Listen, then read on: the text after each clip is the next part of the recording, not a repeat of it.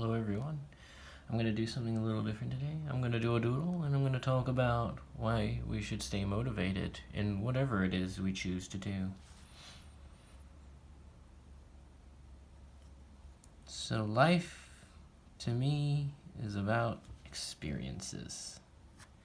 And getting as many experiences under your belt until you expire. Which is a very grim and very existential way to put things. But I believe that I don't want to be at my deathbed regretting not having done something.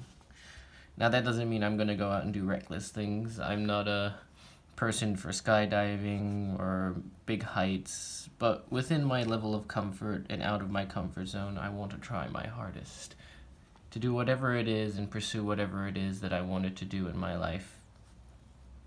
I don't want to sit on my deathbed thinking, I wish I did that. I've watched enough people do that. I don't want to be one of those people. And so that's what drives me. That's what gets me going in the morning, during the day, and with whatever it is that I want to do. But that may not be your reason. We all have our reasons for doing things. Some people just want to help others. Some people want to pursue their own goals. Some people just want to experience life, but not life here. Life as another. Life as somebody else. I think the old saying, be yourself, is a little bit, it's a kind of premature advice, and it's the reason I don't like it. You can't know who yourself is until you've tried being everyone else. If you've been everyone else, then you can figure out that it's not you, or that it is you. I think there's nothing wrong with trying to be someone else. In fact, everyone should try being someone else. If it fails, you know that you're not that person, or not that kind of person. And then you can move on and try and be something else. And then through the journey of searching, through the many possibilities of being a different kind of yourself, you'll find yourself. You won't find yourself in one particular person, but you will find yourself eventually by being multiple people, because you'll take parts of what you like and what you don't like. And parts of what you don't like, you can just try and get rid of, or not, or it becomes part of who you are. And it's whether you choose to embrace that or whether you choose to fight it. Sometimes fighting it is good, sometimes not fighting it is good. It comes down to self-awareness. Being self-aware is super duper helpful. I think it's one of the things that lets you choose what you want to do in life. But what does it mean to be self-aware? Self-awareness to me is the ability to say something negative about yourself without letting it cripple you. What do I mean by that? Well, for example, I know I have an addictive personality. I don't beat myself up about it, but I know it's there. I know it's a thing that's quite possibly dangerous to me. So I avoid things like drugs, drinking, and I won't avoid love, although that's a very addictive sort of thing. But I will keep my eye on it. I get carried away really easily. Sometimes to my own detriment, but a lot of the time to my benefit. I got carried away with art, and so I've enjoyed the journey so far, and I regret nothing. If I didn't have that addictive personality, I wouldn't have gotten carried away with art. I would have just stayed where I was, playing video games, working a job I don't like. Well, that's not true. It's not that I don't like it, but I don't see myself doing it forever. But I never regret ever doing it, because I learned so much from doing a job that I didn't like what I don't want to do. But also, because I was teaching, I got to learn about how to teach people. I think teaching is a super valuable thing to do.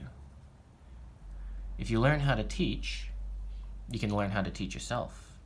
And then when you can learn how to teach yourself, well, then the world is open to you, free to choose whatever it is you desire. Now, doesn't that sound fun? But it comes at a cost. You need to invest time. Time is one of those super valuable assets to me. I value nothing more than my time.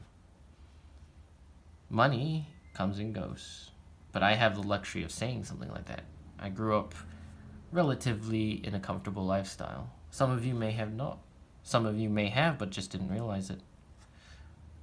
Sometimes I forget it. I don't beat myself up about it, but I need to remind myself from time to time.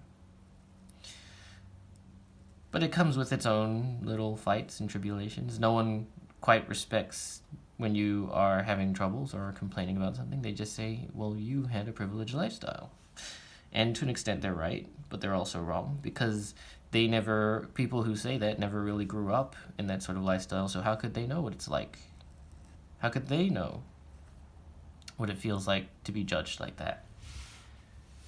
And so I wrestle with these thoughts day in and day out. It doesn't cripple me, but I like to acknowledge them. I like to know about them. I like to understand them. Because when I can understand them, then they can no longer affect me. Strange, isn't it? Or is it? I think it's a good thing to know why people think the way they think, why people judge the way they judge, but why people like the things they like. There's things that I see now that I could have only seen when I became an artist. I've reached people from hippies, people who explore the realm of the mind, to business people, entrepreneurs, people who live in the world of capitalism. And there's something funny to be said about when you see all of them. They all have something in common. From the conservative to the liberal, from the bigot to the open-minded. They all want connections. That's what everyone is kind of looking for, right? Everyone is looking for a connection. Something to say that I am not alone in the world. And that's the biggest thing of all. If we can find the people who we identify with, if we can find the people we don't identify with. In fact, those very people are the people who are closest to us, the ones we never identify with, the ones we can't understand, because that means that there's more to the world than what we see. We should see those people as something that we can't understand yet, but we should try and understand. But again, that's entirely up to you. Your life is your own. You get to choose what you get to do with it. Now, that's not always true in certain situations, but is true in a lot of people's situations. And so I hear a lot of people talk about their insecurities, and then you wonder where they come from, and I ask them, who's saying that to you? Who's saying you're not worthy? Who's saying you're fat? Who's saying you're not good? And you almost always, it's never really anybody in particular. It's just what they think people are thinking. But when you ask people what they're thinking, they're not really thinking about anything but themselves, thinking about what other people are thinking about them. It's kind of this weird recursive loop.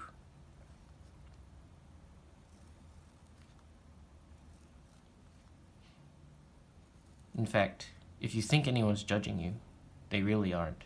They're judging themselves. If they say something to you, that's different. That means they're trying to judge you because they find something in you that they wish they had, that they're jealous of. It usually comes down to jealousy. They wish they had something, but they can't have it for whatever reason, because their own insecurities get in the way. Whatever the case, it's nothing to get worked up about. In fact, it's probably a waste of your time. And like I said, time is a very valuable asset to me. So if anyone decides to judge me, I tell them, okay, and then I move on. Because I don't have time for them. I only have time for the people who want to hear my point of view, even if they challenge me, because that means I get to grow, and they get to grow, and we all get to grow. And that's something that we all need to strive for, in my opinion. But maybe you're one of those people who never want to grow, and that's fine. Enjoy your life as it is, and I'll enjoy mine. Thank you so much for watching, and I'll catch you all next time.